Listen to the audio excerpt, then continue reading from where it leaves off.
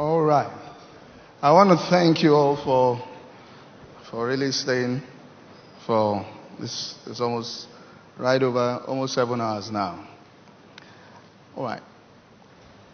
Before I bring up His Excellency, the Vice President of the Federal Republic of Nigeria up, I just want a very short announcement.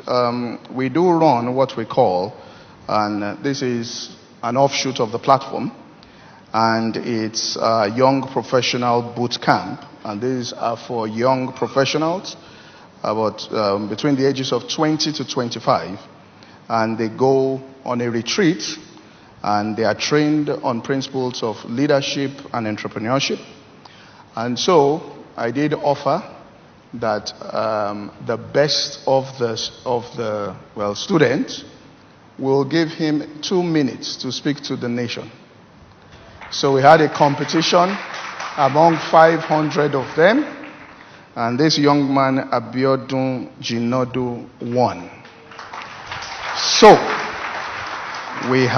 he is a graduate of economics from the Lagos State University.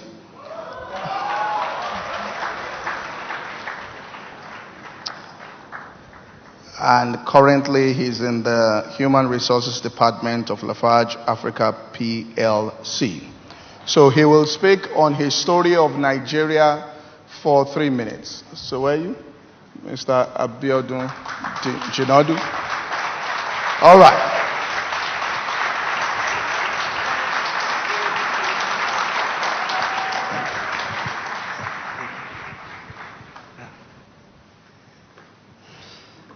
Good afternoon, Your Excellency. I'm honored to stand before you today. Good afternoon, my pastor, Pastor Koji Emadi. Thank you for this opportunity. Good afternoon, all the speakers in the house, my fathers and mothers. I'm glad to stand before you today. Good afternoon, YPP community. Thank you for giving me a chance. Good afternoon, everyone. Good afternoon, Nigeria. I am a survivor. My father passed away 20 years ago, and my mother in the early 30s then was left with 3 toddlers, 2 boys, 1 girl. We survived. I was 6 then, but I remember a few things.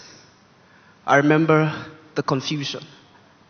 I remember the smell of embalming fluids pervading the atmosphere of the house. I remember the hardship. I remember being sent home from school many times, then being recalled a few hours later because my headmaster could not bear my mother's tears and pleading. I remember constant darkness because NEPA bills were left unpaid. My mother had to prioritize, and she decided that electricity was not necessary for survival. Besides food, only education was necessity.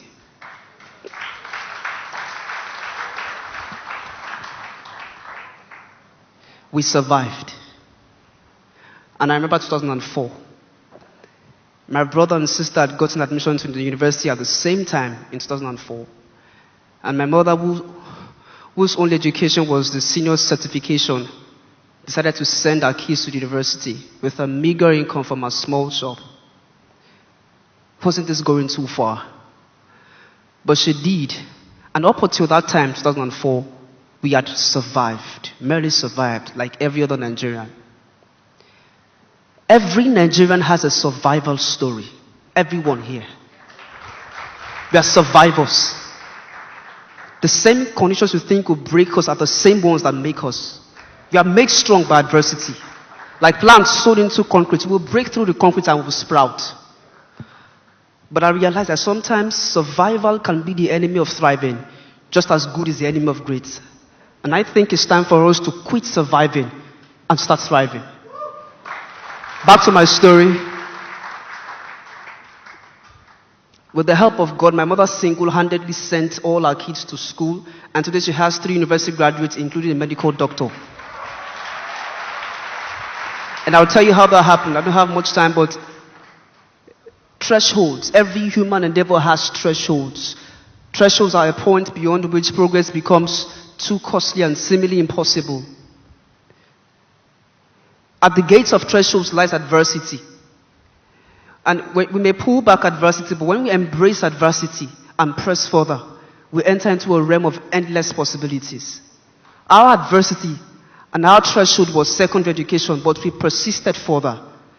And we are glad about that.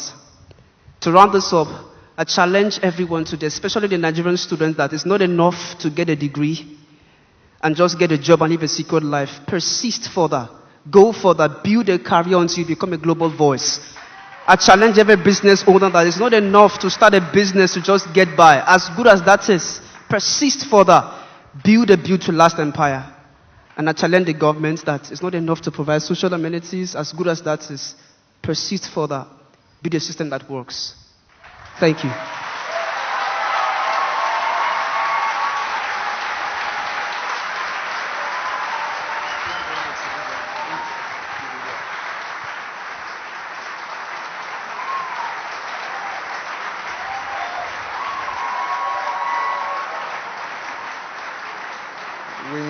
All right, we may all be seated.